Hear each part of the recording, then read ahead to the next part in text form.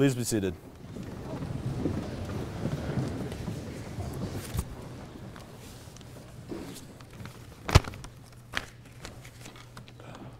Good morning, fellow students and faculty. I am honored that I have the opportunity to speak in front of you today. The topic I'm talking about may be expected for some and possibly unexpected for others. How many people in this room would say they have faith? Maybe some people think I'm asking if they're religious. I'm not. Webster's describes faith as a belief or trust in something. The Bible describes faith as being sure of what we hope for and certain of what we do not see.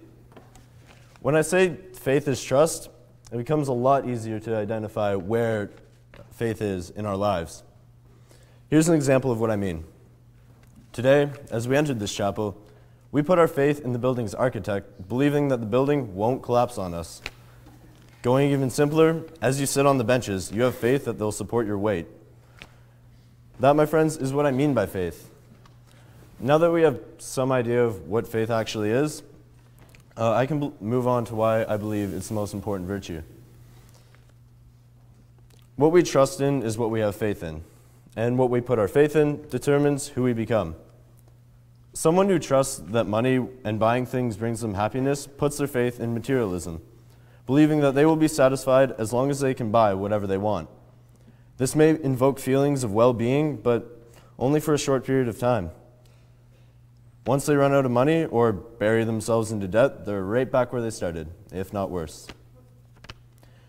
Someone who trusts in their outward appearances to help them succeed puts their faith in beauty.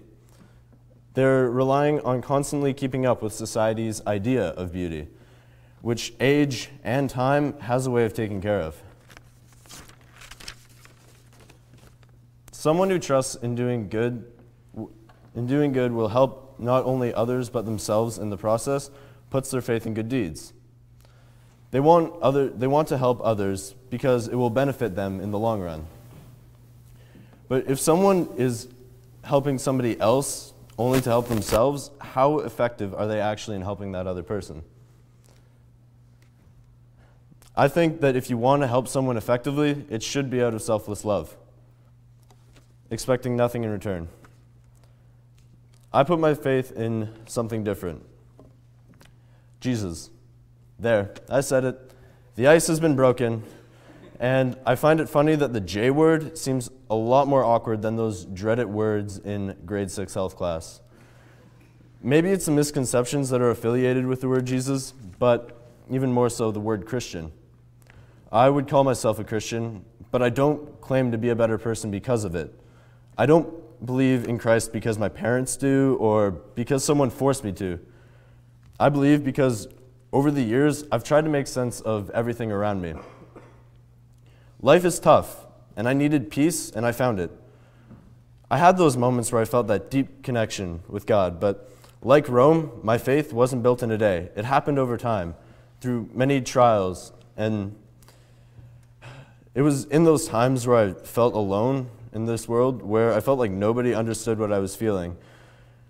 That's where I felt those connections. I'm nowhere near close to understanding everything, and I don't think I will be able to in this lifetime. But all I can really do is keep remembering that I'm not perfect, but it's something I can strive for through Christ. And that's where I have decided to put my faith. Now, although this speech is short, I had planned to end it with some fireworks and circus delay doing some acrobatics off the light fixtures. But apparently that is a big no, no, no, nay, nay, nay in the chapel. On a serious note, please find out for yourself what to put your faith in, and don't let somebody else tell you what to believe. And since exams are coming up soon, I recommend we listen to the wise words of Bob Marley when he said, "Don't worry about a thing, because every little thing is going to be all right." Also studying, that might help too. Thank you. Now would you all please rise and sing hymn 118, O Come All Ye Faithful.